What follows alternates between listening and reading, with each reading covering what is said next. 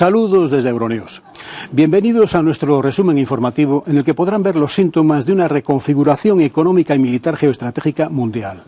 Norteamérica, entendida como Canadá, Estados Unidos y México, suma fuerzas en una cumbre en la capital mexicana. La Unión Europea aplicará normas defensivas de la OTAN en un acuerdo para proteger infraestructuras y defender puntos clave con la vista puesta en Rusia. Las consecuencias de la guerra de Ucrania en la Unión Europea llegan también con la reutilización de energías de riesgo nuclear o altamente contaminantes como el carbón, que estaban abocadas a su desaparición con fecha de cierre. Ahora, en el pueblo alemán del Westerach, en Renania del Norte-Westfalia, la policía trata de desalojar a unos 2.000 activistas contra el cambio climático que han acudido al saber que va a seguir extrayéndose carbón. Al campamento de protesta, símbolo de la resistencia contra los combustibles fósiles, le quedarían horas antes de ser desmantelado en el momento en el que les hablamos. Pero tenemos bastante más en el día en que la enésima variante de la COVID causa alarma y muertes en todo el mundo. Solo en España, en diciembre, hubo más de 1.000 muertos por COVID, sin contar a los fallecidos con COVID. Verán ahora, entre otras cosas, la lucha sindical en Francia contra la decisión del gobierno de Emmanuel Macron de posponer la fecha de jubilación. En América del Sur, el estado del pulso de una derecha insurgente contra el gobierno de Lula da Silva en Brasil. En Perú, son casi medio centenar los muertos por la represión policial del gobierno que preside Dina Boluarte desde la detención de su predecesor Pedro Castillo, actualmente encarcelado. Un gobierno del que varios ministros han dimitido ya como protesta. La Fiscalía peruana ha abierto una investigación preliminar contra Boluarte por genocidio, mientras aún mantiene 2024 como fecha de unas nuevas elecciones. Y algo bueno y merecido, Los Fabelman de Steven Spielberg triunfa con 2 premios en los Globos de Oro. Acompáñenos ahora para ver las claves del día en 20 minutos. Las fuerzas militares rusas bombardean Kharkov tras la visita de la ministra de Asuntos Exteriores de Alemania y avanzan considerablemente en la región del Donbass. La Unión Europea y la OTAN acuerdan un grupo de trabajo conjunto encargado de reforzar la protección de las infraestructuras críticas frente a las amenazas de Rusia. Finaliza con éxito la cumbre de los líderes de Norteamérica. México, Canadá y Estados Unidos renuevan su cooperación con diferentes acuerdos. La Fiscalía de Perú investiga a la presidenta Dina Boluarte por genocidio por los fallecidos en las protestas y el Congreso confirma a Alberto Otárola como primer ministro. Steven Spielberg triunfa en los Globos de Oro 2023 con los premios a Mejor Película de Drama y Mejor Director. Almas en Pena de Inisherin suma 3 galardones. Rusia responde con bombardeos a la visita sorpresa de la ministra de Asuntos Exteriores de Alemania, Annalena Baerbock. Moscú ha atacado la ciudad de Kharkov este martes por la noche, horas después de que Baerbock reafirmara al lado de su homólogo ucraniano Dmytro Kuleba que Alemania proporcionaría vehículos de combate a Ucrania. Kharkov es el reflejo de todo el horror de esta brutal guerra causada por Rusia, pero también del coraje, la capacidad de resistencia y la esperanza de Ucrania de vivir en paz. Cuanto más se tarde en tomar la decisión, más gente morirá por la falta de tanques en nuestro ejército, reprochaba Kuleba debido a la demora de Alemania en aprobar este envío. El jefe del grupo mercenario ruso Wagner ha afirmado a través de sus redes sociales que sus fuerzas habían tomado el control de la ciudad ucraniana de Soledar, pero aún falta la confirmación de las autoridades ucranianas. El presidente de Ucrania pide ayuda inmediata a Occidente para detener el avance ruso. El mundo libre tiene todo lo necesario para detener la agresión rusa y llevar a este estado terrorista a una derrota histórica. Y es importante no solo para nosotros, es importante para la democracia mundial, para todos los que valoran la libertad. Es aún más importante ahora cuando Rusia está reuniendo fuerzas para otra escalada. El presidente ucraniano también ha anunciado que ha revocado la ciudadanía a 4 personas, entre ellas Víctor Medvedchuk, considerado en su día el principal aliado del líder ruso Vladimir Putin en Kiev y acusado de alta traición. OTAN y Unión Europea anuncian un grupo de trabajo conjunto destinado a reforzar la protección de las infraestructuras críticas frente a las amenazas de Rusia. La presidenta de la Comisión Europea, Ursula von der Leyen, era la encargada de anunciarlo junto al secretario general de la Alianza, Jens Stoltenberg, en Bruselas. El sabotaje del Nord Stream ha demostrado que tenemos que estar preparados y que tenemos que hacer frente a este nuevo tipo de amenazas. Por eso hoy lanzamos un grupo de trabajo Unión Europea-OTAN para infraestructuras críticas resilientes. A finales de septiembre se descubrían 4 grandes fugas de gas en los 2 gasoductos Nord Stream, frente a la isla danesa de Bornholm. Un grave incidente tras el cual la OTAN decidió reforzar sus despliegues navales en la región. Nuestra asociación, la asociación entre la Unión Europea y la OTAN, es más importante que nunca, porque la brutal invasión rusa de Ucrania ha cambiado de manera fundamental nuestra seguridad, decía por su parte Stoltenberg. Expertos de ambos equipos trabajarán conjuntamente para identificar las principales amenazas a las infraestructuras críticas europeas. OTAN y Unión Europea, que comparten un total de 21 miembros, vienen de firmar este martes un compromiso de cooperación para llevar su asociación al siguiente nivel. Lituania lanza una campaña de información para preparar a los residentes ante situaciones de emergencia. Estas son las salas de conciertos y estudios de danza de la Escuela de Arte MK Čiurlionis, normalmente llenos de estudiantes.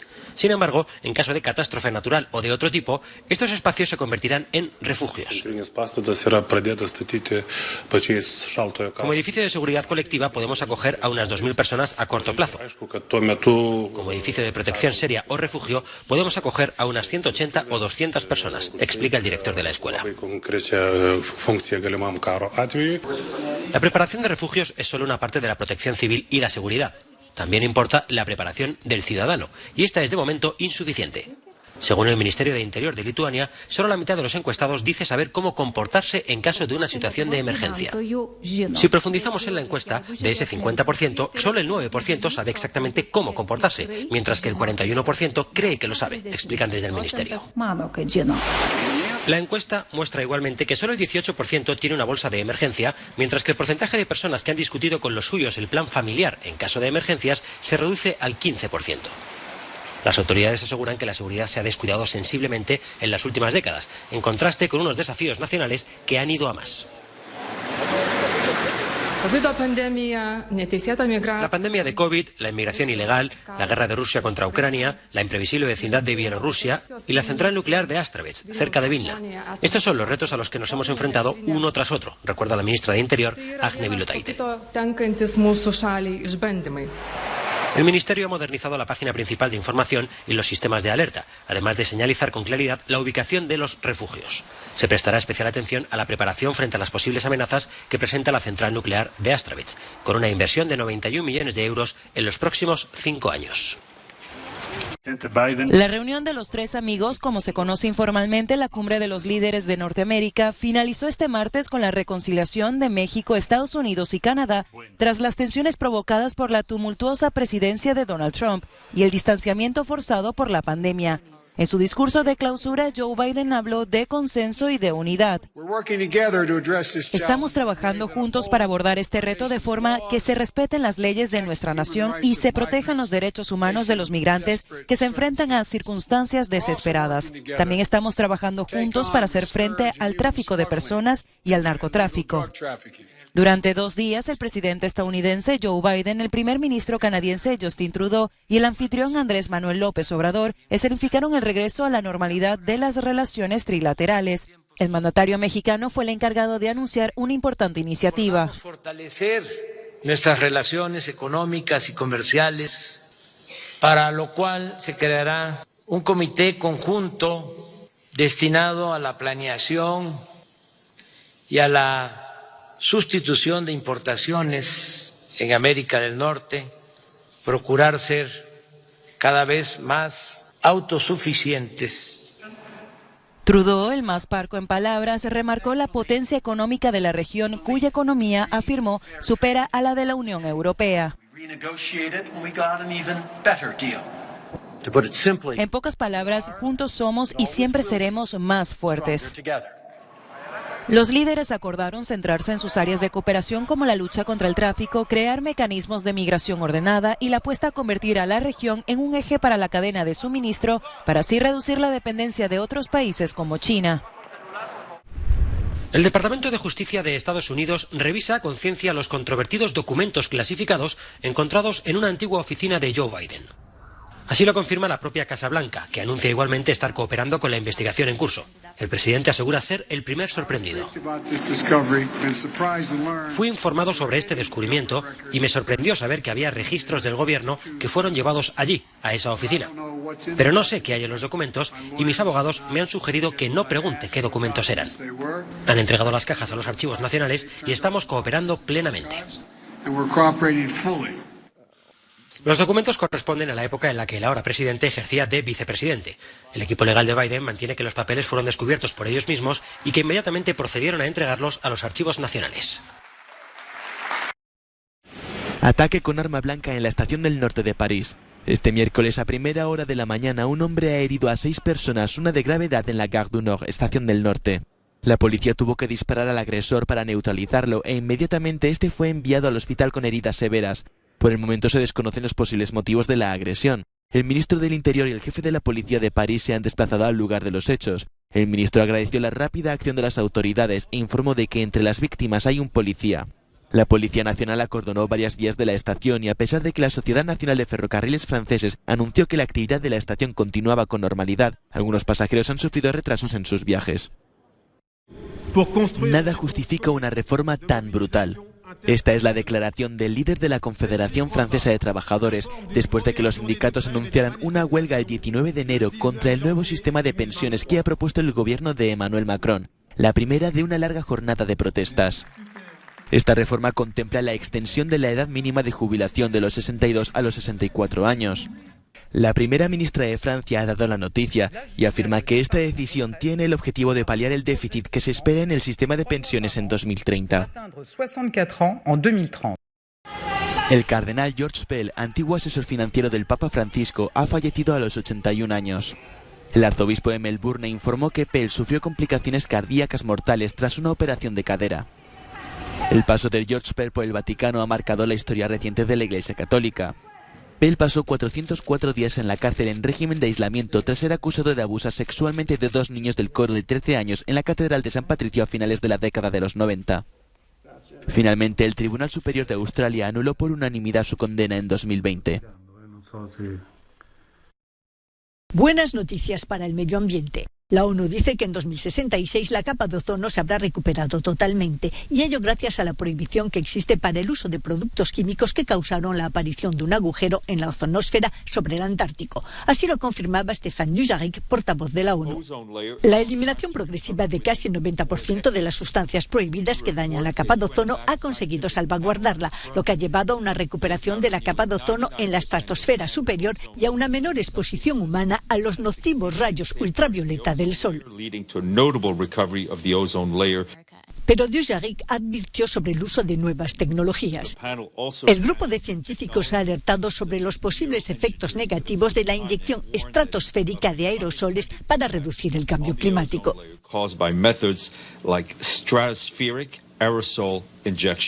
Si se mantienen las políticas en vigor, la capa de ozono en la Antártica se habrá recuperado para 2066 a los niveles que tenía en 1980. En el Ártico, la recuperación se producirá antes, en 2045. En medio del caos que vive Perú, el Congreso ha otorgado su voto de confianza a Alberto Otárola como presidente del Consejo de Ministros para el gobierno de Dina Boluarte. Su investidura era un proceso parlamentario obligatorio tras la toma de poder de la presidenta. Sin embargo, los peruanos que se manifiestan en las calles han tomado la noticia como una afrenta ante sus reclamos. Entre ellos está la dimisión del nuevo gobierno.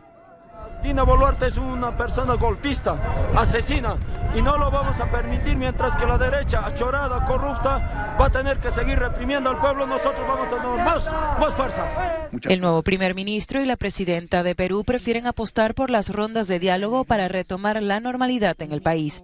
Pero la situación se ha vuelto tan crítica en Puno que Otárola ha anunciado este martes un toque de queda nocturno por 3 días en la región. Este lunes, al menos 18 personas perdieron la vida durante las protestas.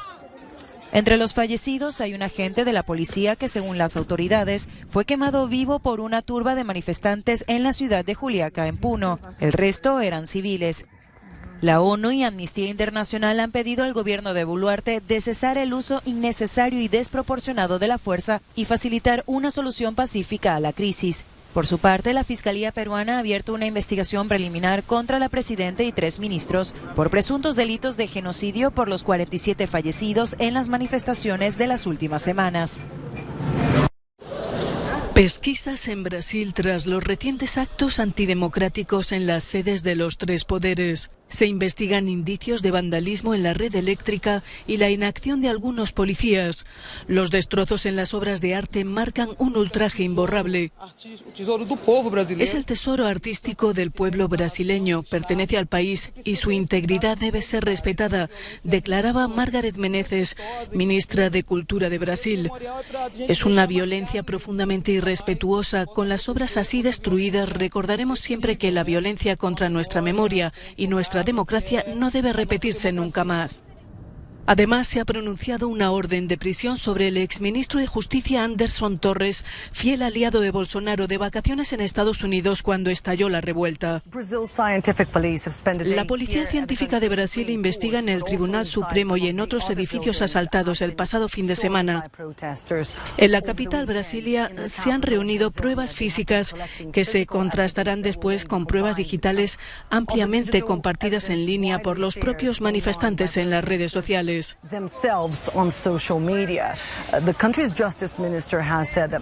El ministro de Justicia del país ha declarado que se han abierto varias investigaciones sobre quienes participaron en estos ataques y quienes pudieron haber contribuido a financiar algunas de las operaciones, como por ejemplo el transporte de los manifestantes que viajaron desde otras partes del país.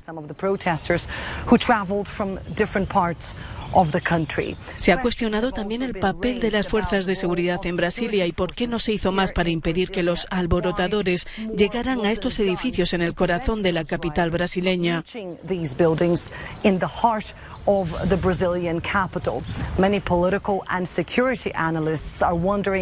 Analistas políticos y de seguridad se preguntan si el presidente Lula da Silva cuenta realmente con el apoyo de las Fuerzas Armadas del país, por lo que los retos de Lula son enormes. Tendrá que unir a un país profundamente dividido para poder dialogar con gran parte del electorado que no le ve como a su líder. Todo ello sin dejar de recabar el apoyo de las instituciones democráticas. Annalise Borges in Brazil's capital, Brasilia, for Euronews. 51 especialistas cubanos han llegado a Italia para compensar la escasez de personal en los hospitales públicos. A lo largo de los años, los recortes de gasto en la sanidad pública frenaron la contratación de nuevos médicos en todas las regiones italianas, especialmente en aquellas con mayores problemas como Calabria en el sur de Italia. La contratación de médicos cubanos no es una solución estructural. Las convocatorias abiertas para médicos en general son la solución estructural y lo estamos haciendo. Es una medida de emergencia ya que debemos tener en la caja de emergencias todos los instrumentos para evitar el cierre de hospitales. Los médicos cubanos son conocidos en todo el mundo por su competencia y profesionalidad, pero también les gusta destacar un aspecto diferente de su profesión. Una nueva experiencia porque voy a conocer otra cultura, porque voy a ayudar a personas que lo necesitan, que es fundamentalmente la razón de ser de nuestra profesión, ayudar a personas que más lo necesiten. Hemos venido un grupo de especialistas de diferentes especialidades a ofrecer nuestro pequeño grano de arena y a trabajar en conjunto con los médicos calabreses. Dentro de poco, los primeros médicos cubanos empezarán a trabajar en varios hospitales de Calabria. Por ahora asisten a un curso de italiano para mejorar su capacidad de comunicación con sus colegas locales y los pacientes italianos. Un paso necesario para que estos especialistas puedan aportar su valiosa contribución al sistema sanitario público de esta región. Estudian italiano en la Universidad de Calabria en Cosenza y son solo el primer grupo de casi 500 médicos cubanos que trabajarán en hospitales de Calabria durante al menos un año. Muchos tienen familias que les esperan en casa, pero esto no parece ser un problema para ellos. La familia sabe de la formación altruista, humanista y solidaria del médico cubano y entiende esta necesidad que tiene sobre todo nuestro pueblo de prestar ayuda médica a todos los países desarrollados o subdesarrollados que lo necesiten. Haber salvado la vida de un paciente en uno de esos hospitales que estaban a punto de cerrar vale más que 1000 debates, aunque la vida la haya salvado un buen médico cubano y no un médico italiano. Ayudar a salvar vidas, una misión que los médicos cubanos llevan muchos años realizando en todas partes del mundo. Ahora es el momento de hacerlo en Italia.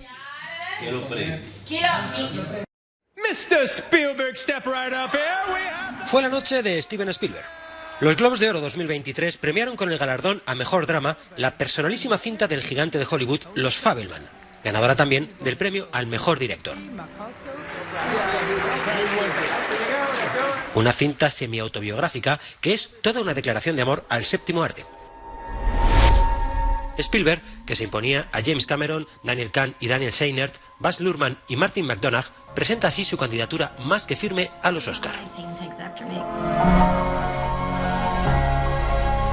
Pocos discutían el premio a Mejor Actriz de Drama para Ana de Armas, pero finalmente fue Cate Blanchett la ganadora en esta categoría, gracias a su actuación estelar en Tar, película para la que solo hay alabanzas por parte de la crítica especializada.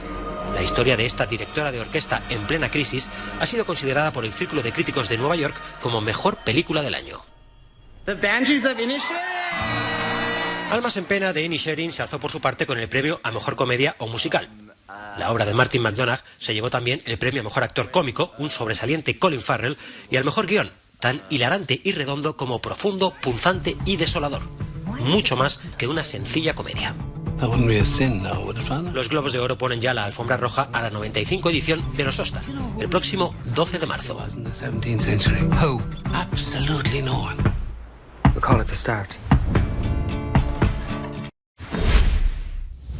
Hasta aquí hemos llegado en Euronews hoy.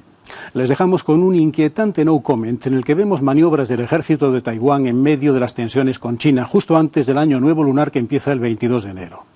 China ha renovado sus amenazas de atacar Taiwán y ha advertido que los políticos extranjeros que interactúan con la isla autogobernada están jugando con fuego. Gracias por acompañarnos. Hasta mañana.